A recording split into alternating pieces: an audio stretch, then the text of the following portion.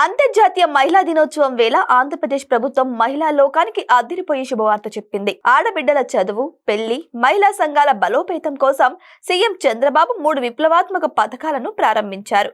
ఎన్టీఆర్ విద్యాలక్ష్మి, డ్వాక్రా మహిళల పిల్లల చదువు కోసం ఆర్థిక ఇబ్బందులు ఎదురు చూడకూడదని 10,000 నుంచి ₹1,00,000 వరకు విద్యార్థులకు రుణాలు అందిస్తారు. దీనివల్ల ఉన్నత చదువులకు భరోసా లభిస్తుంది.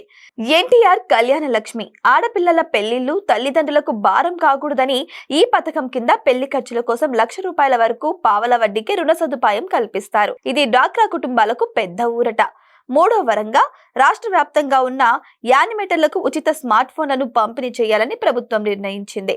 సుమారు ₹15,000 విలువైన ఫోన్లను అందించి డిజిటల్ సేవలను మరింత వేగవంతం చేయనున్నారు. మహిళల చదువు నుంచి సాధికారత వరకు అండగా నిలుస్తున్న ఈ పథకాలు 48 గంటల్లోనే మంజూరయ్యేలా ప్రభుత్వం ఏర్పాట్లు చేసింది. మహిళా లోకానికి అండగా నిలుస్తున్న ఈ 3 పథకాలపై సర్వత్రా హర్షం వ్యక్తమవుతోంది. ఇది మహిళా లోకానికి చంద్రబాబు సర్కార్ ఇచ్చిన పండుగ కానుక అని చెప్పుకుంటున్నారు.